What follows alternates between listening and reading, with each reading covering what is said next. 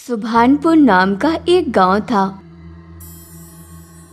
उस गांव में रीना नाम की एक औरत अपने बच्चे के साथ रहती थी।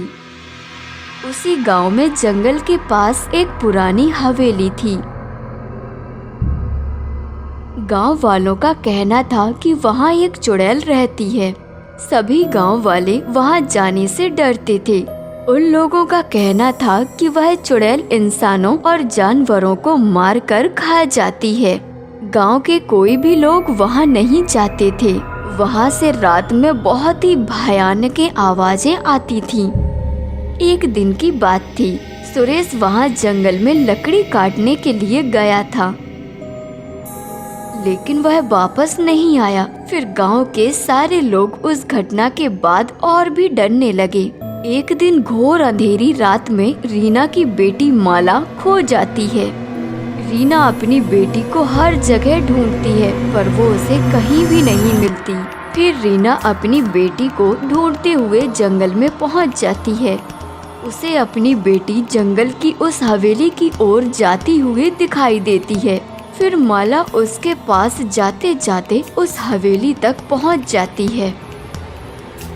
तभी उसे बहुत ही डरावनी आवाजें आने लगती हैं। रीना बहुत ही डर जाती है, लेकिन फिर भी वह उस हवेली में आगे की ओर बढ़ती जाती है।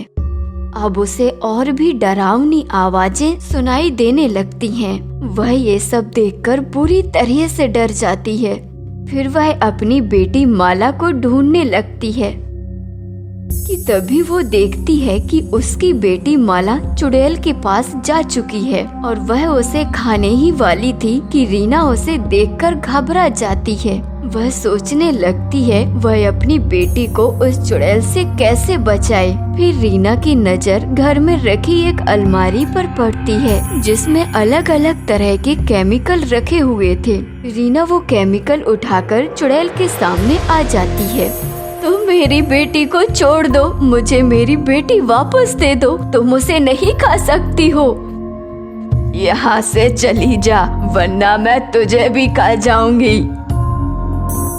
नहीं नहीं, तुम उसे नहीं खा सकती हो।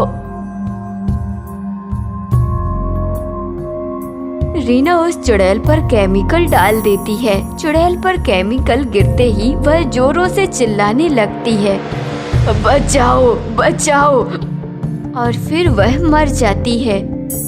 रीना चुड़ैल को मार देती है और अपनी बेटी को बचाकर अपने घर ले आती है।